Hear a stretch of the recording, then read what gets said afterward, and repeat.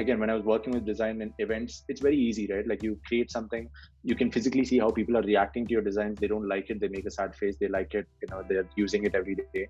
So seeing your designs in use is very easy that way. But when it comes to product design and when you're actually building these products and putting it out there, and if your audience is not just limited to the country but is global, of course you can talk to your users. But a lot of these are either behind a walled garden of data or chat or content, right? Which is there were times when I would go ahead and part time as even support, and I would talk to a bunch of these customers who are using the product, try and understand what's going on, what are their different pain points that they're facing, and I wanted to solve for these, right? I wanted to solve for these challenges, and that's pretty much what pushed me to product role. Hey friends, welcome to Product Stories, the podcast that delves into the minds of product and design folks to talk about their stories, challenges, and work. My name is Kaushik, and in each episode, I talk to my guests to find out how they work, the process they follow, learn about new tools, and understand the breakthroughs they have had in their career. This week, our guest is Akash Kuttappa, who's currently a product manager at Flipkart. He previously worked in Scapic as the head of product, which eventually got acquired by Flipkart. We take a deep dive into his journey of becoming a designer and then a product manager. We also talk about 3D and AR, which is his domain of expertise. We also talk about what he's currently working on at Flipkart. He's also the first guest who is a product manager on this podcast. So make a cup of coffee or tea, sit back and relax, and enjoy this wonderful episode. Hey Akash, welcome to Product Stories. I'm so glad to have you here. I'm talking to you after such a long time since the first time we met. It's amazing to see how far along you have come. Um, I'm super excited to have you here, man. Love to know your journey, your story with Scapic, your work at Flipkart now. So yeah, why don't you go ahead and introduce yourself? Sure, Kaushik. Firstly, thanks a ton for getting me on here. I've been watching a bunch of the videos and I'm really happy with the stuff that you've been putting out, right? I mean, that's some really good content. So really happy to be on board and, be a part of this. And yeah, like you said, I mean, it's been quite a long time since we, actually spoke and met. So yeah, there's a lot that's happened since then. Started off back, of course, with under 25. So, I mean, primarily I started off in the field of design. So that's where I started off with under 25. And before that, I was freelancing and doing a bunch of stuff with a few other firms. But under 25 was my actual official work that I started. I sort of had design over there for a few months, and after which I transitioned into Scapic. So Scapic was where I sort of introduced or got started in the entire field of 3D and AR and even virtual reality actually to get started with. And this was way before AR, VR, and XR in general had a branding exercise, and is now called metaverse, right? So this is one term that you call for all of these, and this is way before all of that. So yeah, back in 2017, that's when I got started with 3D and AR. So been doing that for about 3 years there, and towards the end of the third year, that's where we started seeing a lot of synergies with Flipkart, and I think we can talk about this later too. That's where the acquisition happened, and now I'm a part of Flipkart, where we are a part of the camera team. And by the way, at Scapic, I was heading product, so that's what I was primarily focusing on. And over here, even at Flipkart, within the camera team, I am currently a part of the product team. And within the camera team, we focus on everything 3D, AR, and camera related. So we build products in these three different spaces. And our broad goal is to ensure that we're able to bridge that information gap that users generally have when they shop online. Again, I can throw some more light on it, if you want to understand that further. Yeah, sure. But I think I would like to start from the very beginning, which is um, I remember with when you were at under 25, you did pretty much the entire branding identity of under 25 at that time for that particular Mhm. region. And that was like an event which was attended by thousands of people, I remember. And what was that really like? I also remember that event had so many huge folks like Tanmay Bhatt. I think that time even Kenny was there in that one. And yeah, even before this, I used to see the designs which you would make for BMS events. Mhm. though I mean those designs were also like extremely good. I always wanted to find out who is like the designer behind it, and the only time I found out about it is like when I came to interview with you for 125. So yeah, but back to the question is like what was that experience like you're someone in college and designing for an event that's like so huge. Yeah, so I'll actually go a few years back, then come into BMS, and what happened with under 25, right? So it was back in 2014. I finally sort of stepped into Bangalore. I mean, I had been coming to Bangalore before that, but this was finally when I actually moved out of Mysore and came to Bangalore. And I primarily, moved in here for college. So I was in BMS, and that's where I pretty much did my engineering.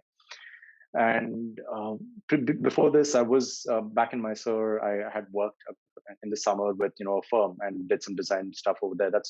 I'd been working in the field of design a few years back then too, but that's where I was doing it. And when I say I was working a few years back, I mean my parents never really suppressed my creative side, right? They are the ones who actually pushed me further and pushed me to go ahead and explore things on the side apart from what I was doing with my career and studies, of course. So that's where I got started and came to Bangalore, and it was the first year. Now, when I came in for the first time, of course, you come to a college, design is not something that's going to be taken very seriously, especially if you're an engineering college. So I was really interested to change all of that. But I mean, it was the first year I was here, so there's not much that I could actually do. But I would still continue. So I had a friend back in Mysore, and both of us would run this firm. We called it Made for X back then, and it was made for, and the X being dynamic thing, a whole sort of thing. Let's not dive into that. But we were trying to sort of create brand identities, work with different companies to sort of build out their overall website. We didn't go into product design as such, but we were primarily focusing on the overall website design, brand design, iconography, all of that, right? So we were freelancing back then. So that actually helped me explore the digital front. So when I was looking at the digital side, I was able to go and explore all these mediums.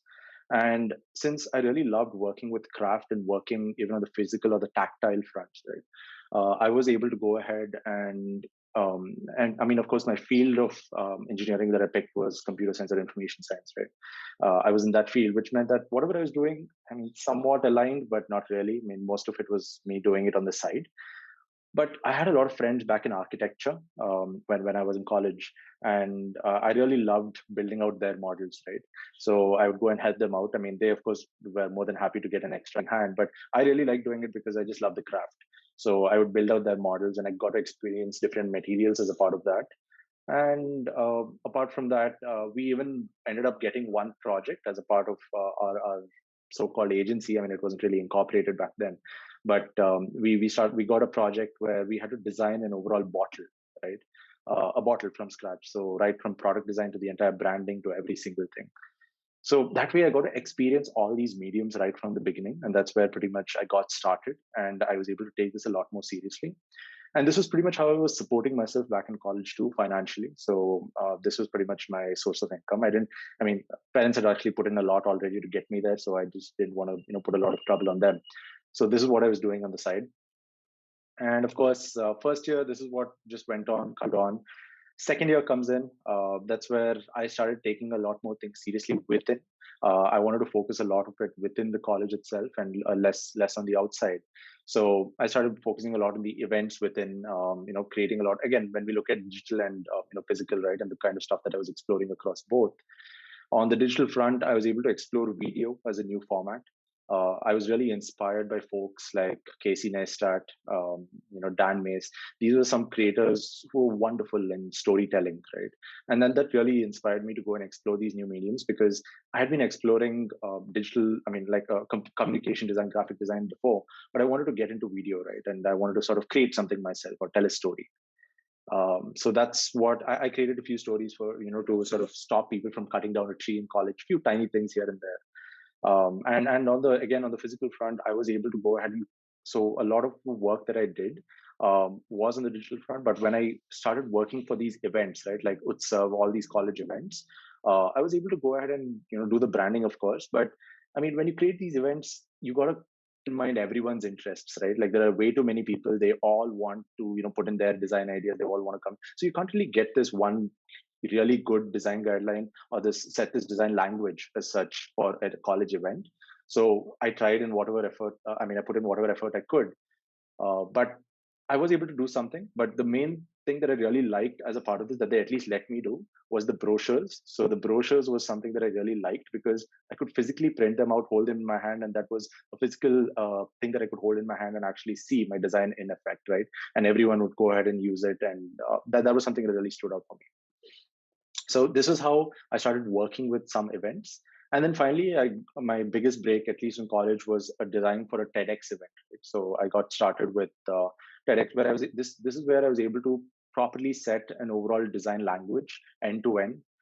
Focus on the overall color palettes, the fonts. I was able to set everything in place, and I had been exploring origami too. So I tried to sort of bring in origami, digital design, and put that into a brochure. It's on my Behance. You can take a look at it later.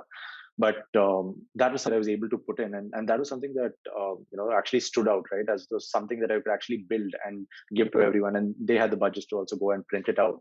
So that was my first foray into the like a big event in college, and that was pretty much where I met this wonderful person called Apoor.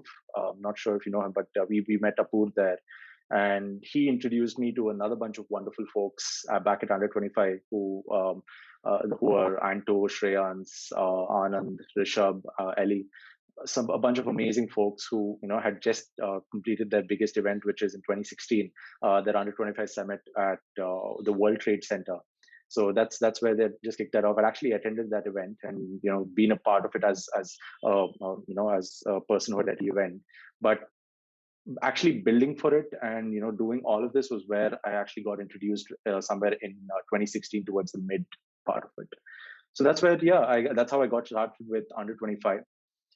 At Under 25, I would broadly sort of break it down into three parts, I would say, Kaushik, which is people, travel, and scale, right? At Under 25, since we thrived on working with people and like working with their ideas, trying to sort of broaden and give them a forum where they could go ahead and put out their ideas. And that's pretty much what Under 25 stood for, which is making sure that we're able to bring in folks who are under 25, who are doing some amazing stuff in the country, and give them a platform to go ahead and talk about what they're doing, right? So that's how we were able to do it, and eventually it started being digitized, but a lot of it was that.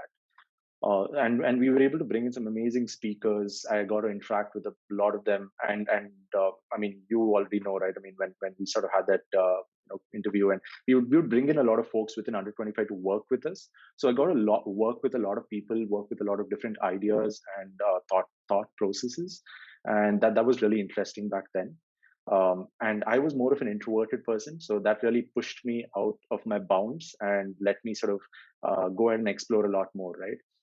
And we also got to travel, and that's pretty much the second part, which is a lot of our events, at least that at that point, was primarily in Bangalore. But at that point, we started moving outwards.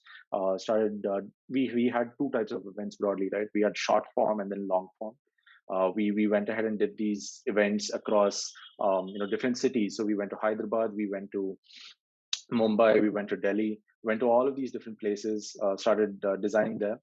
Over there, what was different was, I mean, I had been doing a lot of the design work back in college, where from a user standpoint, it was primarily the people in college who would see them and give me feedback, and that's a good part about it, right? Like, you're in a close knit community, which means that whatever you build, you're able to get the visual feedback right then, and you can just stand in a corner and observe how people are reacting to your posters, right?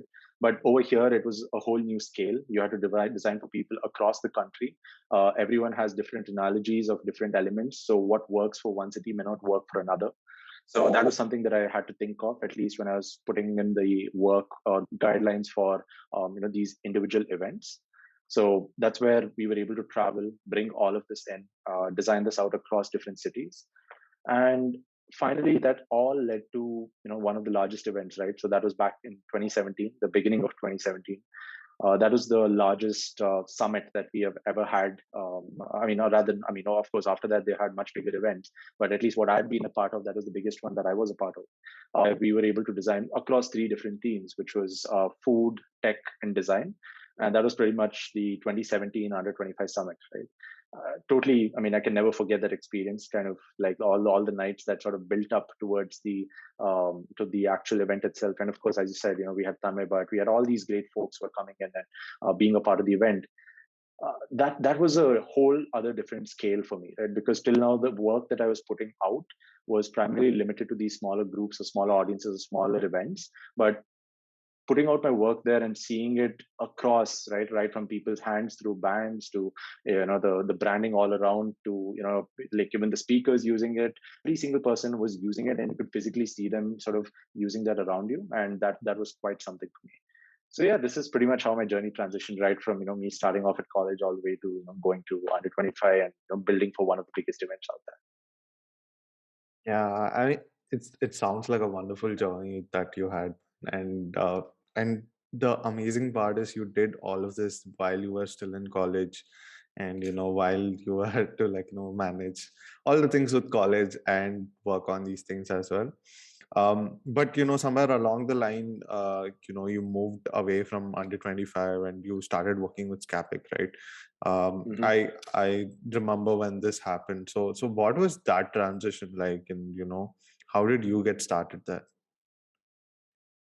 Oh well, so towards the like at the actual summit itself, there were a few. I mean, at least the last few days, the mornings I would spend, on these events, and the nights I would spend, actually doing something else. And that was where I went ahead and actually met this really motivated and driven person called Sai.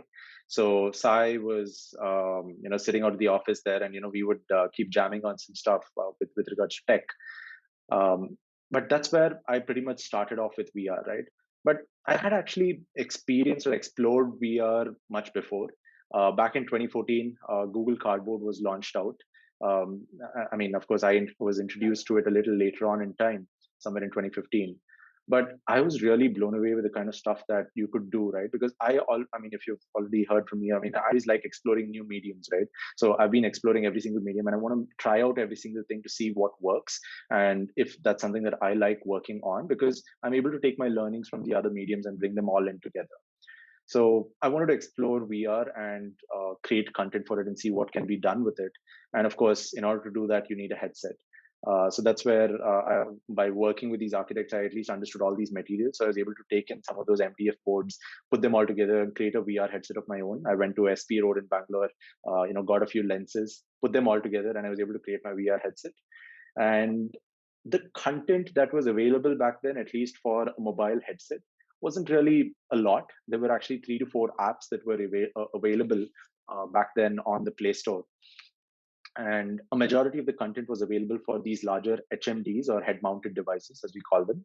So you had your Oculus, you had your HTC. These are these huge headsets that people could put on and try and consume content. But these smaller devices, of course, they were not. I mean, back in college, I didn't have access to it, so I had to build my own. And when I let people try it out, of course, it wasn't the best. It was a little bulky. It wasn't the best standard headset out there. But it at least let me try out the content, try out a few roller coaster games, do some stuff there. So that's where I actually started off with VR, but I was able to properly start on it and work with it when I started working with Sai. So those nights I would sit at them, we would roll out charters and wireframe the overall design. What we wanted to do is, okay, so till now, I had been working with tools in order to create content across different mediums. But now what we were trying to do is build the tools that would help others create content for virtual reality to start with, right? So that's pretty much what we wanted to do. And that's how what we got started with as a problem statement, which is we want to help people create content for virtual reality. And right now there's, like there is I mean, at least an interest or a peak which is being sort of built up, and people want to sort of try it out, but they can't create content. So how can we go ahead and solve for that? So that's where we would wireframe, and as the product started shaping up, I met another very motivated and driven person called Ajay. So it was Sai, Ajay, and I. We started Scapic back in 2017. And that was pretty much when Scapic was born, right? As a company solving for content creation, especially in the immersive space. And again, this was way before like you had the a common terminology like the metaverse or Web3, and people actually involving themselves with these technologies and trying to sort of put the effort to actually learn what these are. These are very, very nascent back then. So we are I mean, AR was just in the very beginning back then. It was actually pretty prevalent globally, but back in India it was not that pretty known. So VR was catching on, and of course there were a few headsets that were available on Amazon and on Flipkart, but that was pretty much how it all got started, right? At least with Scapic. And with Scapic, again, since I had like a design background, that is what I started off with. But this time, rather than just focusing on communication design and graphic design, this was my first foray into product design, because we, of course, had to build a product. And this was where I started shaping the actual product itself, right? What is going to be a simple tool that helps people create content for virtual reality. So this required me to understand the medium itself, understand the underlying technologies, the building blocks, which is 3D content, and try to sort of draw analogies to what people would have seen before in other tools. For example, simpler tools like Photoshop or Canva. So can we bring in some of those concepts back into virtual reality and try to help simplify those? We're trying to really dumb it down and create a very simplified version that it's almost a what you see is what you get editor, right? A WYSIWYG editor that would help people create content for VR. So that was the goal. We got started with that. We designed out the product. And of course, since Capic was this just born then, that's where I started off with the branding. The friend that I spoke about back then, Prajwal, so he joined me in at Scapic. So we started working on the designs. Eventually, of course, the product we built, which meant that we started growing the team, started bringing in a few engineers. And one thing that I mean, this technology is fairly new, right? Which means that the underlying code that actually is required to build this is actually fairly new. I mean, some of them is pretty known, but the rest of it is fairly new. So whatever I was putting into this tool, into the design efforts, were not really being translated through properly on the engineering front. So that's where I dove into it again. I started working with React, started building out the product itself, working on the engineering front. So I was part-timing between design and engineering, not the best combination that you would probably want right now, but I was doing it back then. I mean, you got to do everything back when you're in a startup, right? So I was able to sort of get into code and like try that out. And eventually, of course, once the product was built out, that's when we raised our first round of funding, and we had to take the product out there, right, to customers. So we had, of course, a customer base that was both on the consumer front and also the business front. So we had both B2C and B2B. We want to look at both and see where it would fit, right? And that's where I dove into sales and marketing, right? So we had like product-led marketing, we had performance marketing. We focused on all these aspects, at least in the beginning years. And that was when I was focusing on that. And of course, by then we had grown the team, so there were folks dedicated to focus on design and design and engineering. And I was focusing a lot more on the sales and marketing part. But one thing that happened over there was, we were trying to put the product out, but one thing that we observed is, yes, I mean, there are folks who want to create content, but hardware itself was something that was really hard to access, right? Not a lot of people had access to hardware. So people, even though they could create content, could consume it only on a smartphone, and that wasn't really the best experience. It's much better if you are immersed into the content, especially with virtual reality. So that's where we started finally asking the question, right? So if you see the overall transition, it started off with, okay, what do we want to build for? Then how? And then we started asking who. Whereas actually it should have been the other way around, right? Start off with who, and then look at who the user is, and then start going forward and actually like shaping the product. And that's when we started pivoting and trying to sort of focus and like try to focus on another industry, which was augmented reality, which is just catching on. Because as a technology, virtual reality was just, I mean, it was good, but augmented reality was way more accessible because everyone has a smartphone. They can all go ahead and open up an AR experience and try it out. And this was pretty much what we wanted to next catch on. So that's when we started off working with augmented reality, building out tools to help people create content for that. And although that caught on with some consumers, again, we ended up seeing a lot of, again, a product fit with the businesses. And that's finally where we actually found our product market fit. and we were able to finally build a product that would help these different consumers, right? So that's how this overall transition went. And I started off I started off with design, moved into engineering, went into sales and marketing, went into then product. And product was a necessity then, and like I had to dive into it because we finally had to answer that question, who, right? And that's pretty much what sort of led me down that path there. Yeah, I totally relate to the part where, in an early stage startup, you just have to do everything around you. Yeah. That's very relatable. And again, man, I mean, incredible journey, right? Even within Scapic, what you worked on and how you transition between roles and everything. But something like, which I want to ask is very specific to design is that today, as you know, right, with the whole Web3 metaverse and the amount of interest that is there, whether it is like, in terms of 3D illustrations, AR, VR, all these things, right? Hmm. I would love to understand, like, how would you suggest someone to get started with it? Like, how would you suggest someone to get started with 3D or probably exploring AR? So yeah, I'm very curious to understand this. Sure thing. I mean, it's actually not something that should be only limited to design. Product folks should also try this out. So I'll cover both parts, right? At least for me, it was out of necessity to get started with 3D, right? So the way I at least got started with it, of course, was, I mean, really, really back in college. It was when I designed out that initial bottle. We had to sort of put down vectors on Illustrator and get started. And I started out with Illustrator as a 3D tool, right? Which is not really the best 3D tool out there. But that was something that I got started with. And eventually through under 25, I explored isometric design. It's really important that you should understand how to work with depth, because at least until now, a lot of folks, especially in the design field, have primarily worked with 2D mediums, right? It's a flat screen. You sort of design for a rectangle, and your interface is pretty much on that. Of course, with material and skeuomorphic, and there's like there are different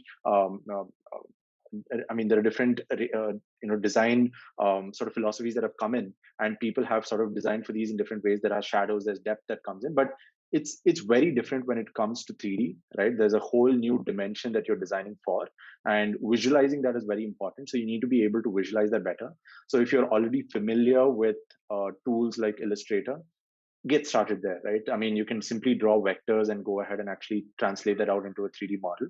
So that is something that I at least started with. But of course, when it came into Scapic, out of necessity, I had to go ahead and start working on the brand. Since we were a 3D first company, we wanted to make sure that the brand is able to communicate that too. So I was able to sort of work with tools like Blender. I was able to go ahead and I started off with basic elements, of course, and started trying to translate the logo into 3D. We created an entire world which was almost modeled after Silicon Valley, where Scapic is at the center and all the 3D and AR companies are around. So I started experimenting with some of these different 3D mediums, and that's how I pretty much got started. But because we were building tools that would help people create for AR and VR, it was important that, I mean, and 3D is a building block for both of these technologies, or for all of these technologies, at least as we head into the metaverse. So with 3D being that building block, you need to understand how 3D works, and you need to work with polygons, because till now you're working with pixels, now you're working in polygons. So how do you sort of make that transition, right? And when you're working with polygons, what are the different terminologies? How does it work? All of these concepts had to be, was something that I had to learn to get started. But of course, that's not something that everyone has to do, right? That was really because of me requiring to sort of put it into the product itself, and then I had to put in that effort there. But if someone's trying to get started right now and they want to just get started from a 3D standpoint, you have tools out there that have made it even more accessible, right? This was back in 2017. I'm talking about when I had to use tools like Blender, and there were actually way more complicated tools like Unity that we had to use. But right now, there are tools which are on the web, which are way more accessible for users. So there's a tool called Spline to Design, and that's a tool that can help you get started with 3D. You want to say something there? No, I just recollected that tool. I've used it a couple of times. Oh, nice. Okay. Yeah. What kind of content have you created there? Not much. I was actually like, I tried exploring like Blender, and I used to Hmm. constantly keep getting stuck there. And that's Yeah, when I kind of tried this tool. It kind of felt like, moving from Illustrator to Figma, the same transition which true, I felt of. true. So yeah, I Yeah, mean the array of tools that are present today are like, huge. So yeah, I definitely it's agree on that. huge, man. It's yeah. So, I mean, of course, like if you want to go one level down and go complex, like you mentioned, there is another tool that you can still get started with. I'm entirely self-taught, right? So I never really did any courses or anything. I'm entirely self-taught, and through my journey, of course, YouTube has been a huge, contributor to my learning journey, at least with all the mediums that I work with. So even with 3D, Blender is of course a tool that you can get started. But if you want something really simple, spline, if you have access to, of course, an iPhone or an iPad, now again, the tools just expand further. Where iPhone has sort of launched this tool out called Reality Composer that you can use to actually go ahead and create very simple scenes and put things together, bring in 3D models that are already present. See, I mean, a lot of it right now is sort of creating an entire story or a content or storyline. Of course, you can get down to the building blocks and build out the individual assets itself. But as long as you're able to tell that entire story and bring in other 3D assets, and there are huge marketplaces for that, right from Sketchfab to CG Trader, there are multiple marketplaces where you can use existing 3D assets that other folks have built with, of course, attribution. You can use them in your experiences and build them out. Right? So that's a really good way to get started, which is start to understand what that extra dimension means, start to understand what it means to work with extra depth. And then once you get a hold of that, then start exploring the tools. Like go into Spline, start with the very basic tool, then go into other tools like if you want to go complicated, you can go down to Blender, and there are even more complex tools after that, right? So that's how you can go. But while all of this is great, like I mentioned before, it's one thing to go ahead and design out a poster or a banner on a screen, and it's another to hold it in your hand and actually interact with it and see it physically in your hand, right?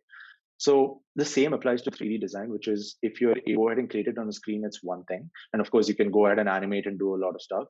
But it's a whole other game if you're able to bring it into your space, right? And that's pretty much where augmented reality comes in, where you can pretty much go ahead and augment your real world with the stuff that you're building and bring that into your real world, right? And you may think that it's actually really hard to get started with augmented reality, but hey, again, it's been quite a few years. The whole goal of all these companies out there is for everyone to create content.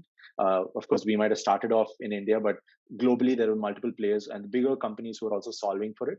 And there's an abundance of tools again, right? So the same tool that I mentioned before, which is Reality Composer, if you have access, there's of course Procreate, but I mean that goes into the paid side. But on the free side, of course, you can use these tools. It allows you to simply bring in your 3D assets at the click of a button, put it in your space. And if you want to go one step further, everyone's used AR filters or AR lenses on Instagram and Snapchat. Uh, Almost every single person right now, especially with the reels and with the overall feed that has come in, everyone's pretty much used these mediums. And if you've ever wondered how are these created, now both Instagram or Facebook or Meta right now have gone ahead and simplified this out for you, where they've created a tool called Sparkia, and Snapchat has created a tool called Lens Studio, right? And these are really, really simple tools for you to get started and to put your content out there, put in logic and create these filters. So, and this is not just again for the design folks. If there's someone in the product front who wants to get started with 3D and augmented reality, and of course, if you want to understand these mediums and understand how these work, right? Uh, these are pretty much the best way for you to get started, right? You don't have to dive into 3D content, of course. You can get started with these tools like Spark AR and Lens Studio. Understand what's possible, even if you want to, enable, let's say, in the e-commerce field, if you want to get started with try-ons. Snapchat has a whole array of different try-on capabilities, right? From your footwear try-ons to eyewear try-ons. They have so many capabilities out there for someone to easily get started. So if anyone out there wants to get started, these are the best tools for you to that are there out there that are all free, that someone can get started with, right? And yeah, I definitely push folks to try these out and actually create content out there, because the more that you create, the more that sort of inspires other folks to create, and then the faster we're able to get to their ideal metaverse, right? So that's what the ideal journey is to, and we want to get there faster. So yeah, really a push for people to go ahead and create content out there. Thanks for all the resources and tips and recommendations. I personally want to try this out too. It's something that has been back of my head, and I try sometimes, and I procrastinate and all these things. But yeah, I definitely want to try it this time and see how it goes.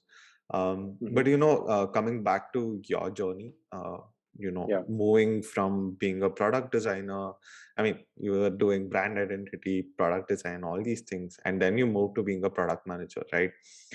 yeah. How did that shift happen, and why did it happen? Why did you decide to move from design to being a product manager? Sure. So it pretty much boils back to something that I just mentioned before, which was finally we got into the sales and marketing pitch right then with Scapic, and we wanted to take the product out there, but we started to only ask the question who at that point, right? So once we started finding product market fit with augmented reality, and the only way we were able to get there was through asking these questions, right? Like, who are these users, and trying to understand who actually they are. Because see, back again when I was working with design and events, it's very easy, right? Like you create something, you can physically see how people are reacting to your designs. They don't like it, they make a sad face. They like it, they're using it every day. So seeing your designs and use is very easy that way. But when it comes to product design, and when you're actually building these products and putting it out there, and if your audience is not just limited to the country but is global, of course you can talk to your users, but a lot of these are either behind a walled garden of data or chat or content, right? Which is there were times when I would go ahead and part time as even support, and I would talk to a bunch of these customers who are using the product, try and understand what's going on, what are their different pain points that they're facing, and I wanted to solve for these, right? I wanted to solve for these challenges, and that's pretty much what pushed me to product role. I wanted to come in. I wanted to sort of bring in a proper growth loop for this product. Once we had actually gone ahead and like identified some key points that we can solve for, and key user pain points that we had identified. So that's where we were able to probably set in a proper growth loop, which is we were able to bring in these new users, who are these primarily these companies who were interested in the 3D and AR space, wanted to sort of enable this for their customers. So we were able to get them on board. There was an input that they put in, which is they were able to give us images. There was 3D models that were created. We were able to then have an output, which was them integrating this on their websites. And finally, there were other brands and businesses who saw this on their websites and came back as customer, right? So finally, we were able to create this loop that kept bringing back customers for us, both in an Indian context and at a global context. And my transition into product was pretty much to set that growth loop in place, right? To ensure that we are able to constantly keep growing the product, keep bringing in customers. And that's, of course, where we also had Flipkart join in as a customer. And we started working with them to sort of convert some of their catalog, where, the the usage of 3D is not limited to just 3D and AR or VR. You can even go ahead and create really high quality images using 3D content, right? So these are called renders, right? In 3D methodology, or if you want to say high quality images generated from 3D, that's pretty much what you can do with 3D content, right? So this was something that we started doing back then, and we also created a product for that. So at Scapic, building a bunch of products, but finding the product market fit, solving for user problems, ensuring that we're able to bring in those growth loops is something that I at least wanted to do as I was heading product there. So that's how I transitioned from like these different roles into a product role, and started focusing a lot more on these problem statements, and diving deep into the data, trying to understand what's sort of driving these users to create content, going ahead and actually and seeing the content that they're creating, and seeing what's fitting and what's not, right? Because we also have to seed a lot of the content. So what kind of content do we seed? All of these were different problem statements that I was able to solve, and it was primarily this which sort of pushed me into the product role itself, Kaushik. Yeah, that's again like a very interesting journey. So one question which I have very particular to you is like, you were a designer, then you moved to being a Hmm. product manager. How did your background in design, whether it's brand identity, product design, or any of that, help Hmm. help in your journey as a product manager? What role did that play? Hmm. Well, I would say it's more of language versus script, if you have to put it that way. Let me sort of expand on that. Right, it's one thing to know the language; it's another to know the script and how to actually write it out and like use the tools to sort of put it down and pen it out. Right. When I was working with design, I knew the script. I was able to sort of know the individual elements and work with it in a very deep manner. Again, with engineering, I was able to go do that further. With marketing and business, I was able to do that. But once I stepped into the product role, I have to take a seat back, right? I can't do all of that because if I'm doing that, I'm going to definitely bring in my biases. So I want to make sure that I'm able to stay one step away and I'm able to communicate at least my ideas in a better manner. And that's where the language comes in. So it's important for you to know how to communicate your ideas to these respective stakeholders. So when you're working with design, being able to communicate it in a way that they would understand would ensure that the product that they're designing out is very close to what you had initially ideated, right, or put into place based on your understanding. So that language is really important. Again, with engineers, I don't have to go ahead and code the product out anymore, but at least being able to communicate to them on what is necessary, especially in this field of 3D and AR. It's not very easy to. I mean, yes, you do need to know some technical element, but you don't have to dive deep into the code, right? And that is something again that I consciously took a decision again when I moved into Flipkart, which is I will not look at the code. I want to make sure that I'm able to communicate this in a better manner, ensure that these products are built out well. And that was how I was able to transition again. And again, with the business folks, same thing, right? So language versus script is how I would put it. That's one way in which I was able to at least communicate things better and get things into action. The second would be in the way I'm able to visualize data and also translate a lot of, again, the ideas to other business stakeholders. When you're working with data and when you're working with a lot of these technologies, communicating this to an audience internally, especially when you're in such a large org, is not very easy, right? I mean, and data visualization is a problem that everyone faces. It's not just with 3D and AR itself, right? It's in any industry. You want to go ahead and visualize this. It's not very easy to communicate what you want. So, right from the presentations to the way we are able to sort of build out our sheets to the way we are able to actually build out the product itself and have an overall let's say mission and vision for what we're trying to build. So right from setting that all the way down to the individual presentations that we create, that is something that I'm able to do on my own and not be dependent on anyone in order to communicate my ideas in a better manner. So visualizing data, doing all of this was very easy for me right now, and I'm able to do that in a better manner there. And I'm never dependent on a designer to sort of bring in some representation to what I'm trying to do. Right, that's something that I'm always able to do. I want to create a video, I'm able to go do it myself. I want to go create I want to go create, let's say, a few icons to represent something. I don't have to. I can just get on Figma, do it myself. So that's very easy for me to do and communicate things in a better manner that way. And the third, I would say, is having a good understanding of UX is very important, especially as a product manager, and transitioning from a design to a product role is beneficial that way, where I was always thinking, from a user standpoint and always shaping these experiences before. So then taking that one step further, putting it down as user stories or jobs to be done, and then translating this across into the wireframes and then sharing it across to the designers becomes very easy, right? And even from an underlying standpoint, understanding who these users are, building for them, ensuring that you're able to communicate these. See, because these technologies are not very easy for users to. Again, in India, it's not very easy for users to sort of understand these, and the awareness is still not just there, right? So having that awareness, ensuring that users are able to adopt these products, they're able to go ahead and understand what they need to do within, and translating this across in a very easy manner is important. And that's something that I've been able to do, having that UX background, right? So I would say these are the three different things that I would take from my design role to the product role, and something that I again continue to do further. So yeah, that's pretty much it. That's how it's pretty much helped me. Yeah, that's something I've also noticed with product managers who come from a design background, that they're always able to specifically communicate or articulate as to what is it that is something, if it's not Yeah. contributing to the user experience, and if it is contributing to the user experience. And I have definitely noticed that trend. But thank you so much for putting it down in such a nice manner and explaining it. Further along, what I would probably want to I mean, no is like, Scapic got acquired by Flipkart. I think it was in Hmm. 2020 or 21. I'm not sure, but 2020, yeah.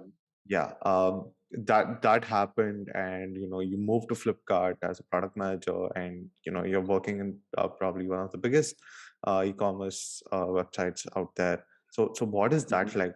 What is it like to build and like build a product for scale now? That's the whole challenge, right? So back at Scapic, yes, we had a global audience and a global customer base, and we were of course building for them. And this again goes back to one thing I mentioned about before, which is in the global market out there. Yes, I mean augmented reality and VR and these technologies are fairly new, but they, I mean, the overall penetration and adoption, and even from a device standpoint, is fairly good, right? There are people who are already aware of these technologies. They're using this in their day-to-day lives. It is already an established segment out there, right? People know what to do in that space. But in India, that's where the challenge is, right? That's where there are, again, I mean, forget even augmented reality, right? There are so many technologies which are still not known in the various reaches within India itself, right? And there's so much to solve for even over here. So that was one thing that really drove us as a team. We wanted to build for India and build for our customer base and ensure that we're able to solve the problems within India. And that's pretty much one of the major reasons that drove us to actually go forward with this acquisition. And we want, and we also saw a lot of synergies with Flipkart as a company, right? I mean, the kind of audience that again they're building for, the overall scale at which we operate in with Flipkart. When we actually looked at the audiences, I mean, that was pretty much the audience where we wanted to bring in 3D and AR. Right? We don't want to focus on just the metro audiences. We want to make sure that we're able to tap into tier one, tier two, tier three cities, ensure that they're able to benefit from this technology. Because the problem of shopping online is uniform, right? It's across. Everyone needs better information. They need better visualization of products, and anything that can help them get that, especially when they move from that offline to online world, is very important, right? So that was something that we wanted to solve for, and we saw a huge fit, at least with the audience that again Flipkart was building for, and that's something that aligned very well with what we wanted to do too. And even from a technology standpoint, we had all of the building blocks in place. So we just wanted to come and execute, launch, and ensure that we are able to then measure at scale how these are going to work for our users. Because yes, we did have a pretty large customer base at Scapic, but I mean, the customer base that we're talking about over here at Flipkart is a whole other level entirely, right? So we wanted to build for scale here, like you mentioned, and put these different technologies in place, see what sticks, see what works, and accordingly tweak these experiences, ensure that we are able to understand who these customers are better, what are their shopping patterns, how can we serve their intent across different parts of the overall shopping funnel. These are things that at least drove us towards that acquisition, and it happened back in November 2020. And ever since, I mean, the journey has just been quite something else, right? uh, we when we joined in when we joined Flipkart, we went ahead and established ourselves as the camera team. So we are known as the camera team right now, even within Flipkart. And we, as I mentioned, we focus on everything 3D, AR, and camera related, right? So our goal is to ensure that we're able to use these technologies to help users visualize products, engage with products, and even understand them in a much better manner and solve that information gap that exists, right? And that's pretty much what we do with all of our experiences. And in the last year, pretty much we have gone ahead and launched experiences across a bunch of categories, starting from furniture, where we enable customers to visualize products in their space, where they can go ahead and tap a button, place the product in their space, move it around, and take a look at it. We were able to do this for refrigerators and large appliances. We were able to do this for beauty, where customers can visualize different products, right from lipsticks to shades to eyeliners, all on their face, and visualize what it will look like. So it's pretty much taking all our learnings that we had back then, Kaushik, and bringing them into Flipkart and launching it at scale, right? That we were able to do a lot of huge partnerships that we were able to forge while through our last 1 year journey at Flipkart. We partnered with Google, in order to launch out a lot of these experiences. We partnered with Snapchat. So our Snapchat partnership towards the end of the year. where that was one of our largest partnerships, and we were able to bring in a new medium entirely on, or a new format of engagement onto the Flipkart app, which was something called camera filters. And this is something that anyone can try out on an Android device right now. You just scroll on the homepage, you click on the button, there's camera filters there. What we're trying to do over here is let users engage with augmented reality, not look at it as a pure functional element, but engage with augmented reality, serve their user intent accordingly. So we give them games, we give them different let's say filters during events, so they can try them out, share them out there. We want more and more users to come and try this out, right? Because over time we see that driving more purchases. So camera filters has been a huge win, at least from the partnership with Snap. And again, by the way, we have a lot more that's upcoming, right? So this is just one part of the journey, but there's so much more that we're going to be bringing in, and there's so many more categories that we want to solve for horizontally. But the Flipkart journey has just been phenomenal, right? Like that is pretty much helped us scale and measure and solve a lot of these problems at scale. And when it comes to the problems itself, right? Speaking of the problems, it goes back to what I again said, which is people aren't aware of this. So driving awareness, educating users is very important, especially when you're building for 3D and AR, especially at this scale. You can't talk about it as augmented reality, or you can't use these terminologies that you're generally seeing people in the industry use. Right? You need to simplify it down. You need to call it view in your room or view in your space. You need to go ahead and find terminologies that people understand. You can't call it augmented reality effects. You need to call it something simpler. That's where we are looking at filters. So there's a lot of study and research that goes behind how we actually pick these different terminologies and solve for awareness and solve for ensuring that users are able to understand these. And apart from this, of course, we have a lot on the side, which we do on the marketing front, in order to ensure that users are able to understand these technologies a lot better. We try to draw analogies again to something that they've already experienced on the product page. For example, we try to bring in gestures that they have gone ahead and experienced on the product page with images already, where they would pinch to drag. So can we bring in some of those gestures into 3D and AR and translate some of those over there? How do we communicate to the user that they need to place it on a table or on a surface, or which is the floor? How do we then tell them that they've not identified that surface well, so that they have to go do it once more?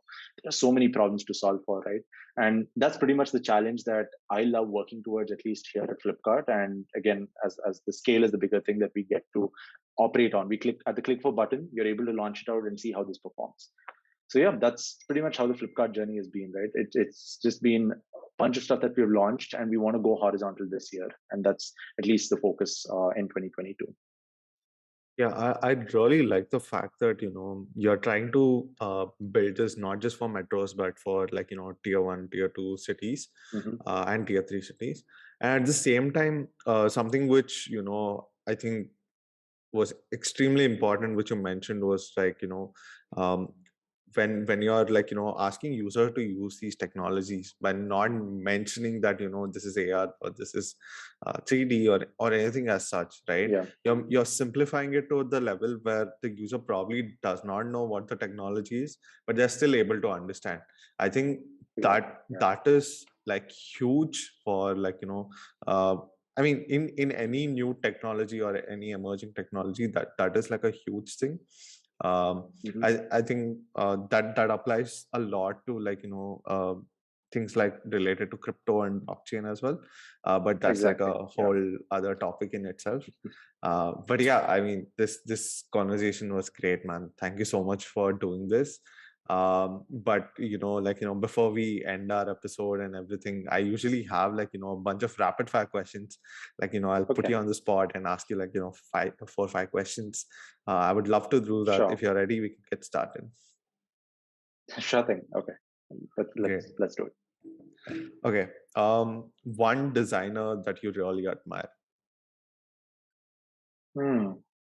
The name that comes to my mind is Stefan Sagmeister. I would follow his work a lot. So his work is something that really inspired both me and my friend Prajwal, and we would sort of follow a lot of his work. Sagmeister and Walsh was their agency back then. So him. In recent times, I've also been really interested in the overall. I mean, I told you I've always been interested in architecture, but in the interior space. So that's what I also do. I sort of focus a lot more on the interior design aspects. So there's this Bjarke Ingels. So that's his name. He is an architect, and he does some phenomenal work with buildings using procedural design, going and creating these buildings which other people would just call impossible, right? So yeah, Sagmeister Walsh, Bjarke Ingels, these are the folks that at least stand out for me. Well, the second question is on the similar lines, but like, a product person or a product manager that you really admire. Hmm. Um, there are a bunch of folks that come to my mind. I keep forgetting his name. There's a person from Stripe that I actually follow avidly. Uh, And then there are a few folks. Shreyas. Shreyas, yeah, Shreyas. So Shreyas is one person who I actually really look out for, and the kind of stuff that he puts out there. Yeah, so Shreyas is one person that definitely stands out. There were a few other product managers back at Tinder. Again, don't remember the name on the top of my mind, but Shreyas, these folks are people I follow on a day-to-day basis. Yeah. Great. There are a few people on the AR/VR space. I don't want to mention those names, but not something that would be known to other folks. But yeah, at least these are the ones that are folks that stand out there. Got it. So, I mean, the entire time, we were recording this episode, we were like, purely focusing on your journey from starting as a designer in college to like, where you are uh, as a product manager and everything. If you had to Mm-hmm. describe your entire journey in one single word, what would that be? I would say being self-taught, right? So self-taught is something that really stands out for me because that's something that I continue to do right now, which is even in the product space right now, there's a lot of stuff that I ensure that I constantly keep improving myself upon and learning on a day-to-day basis. I want to make sure that I am always up to date with what's happening and am able to sort of implement those or bring those back into the products that I build, right? So yeah, being self-taught, that's something that at least stands out for me. Amazing.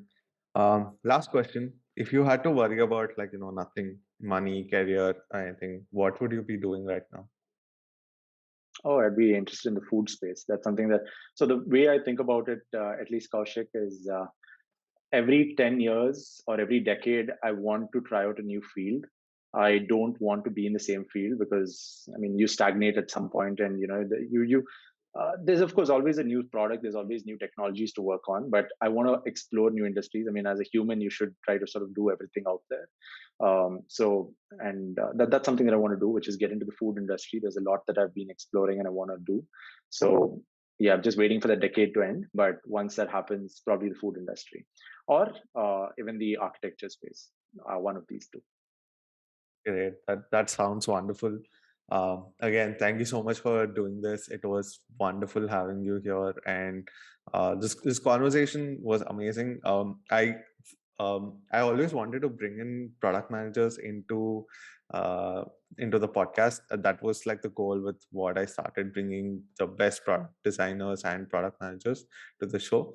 But I felt a lot more comfortable bringing you as the first product manager because you had like a design background, and I knew I could like communicate with you easily. So thank you so much for doing this.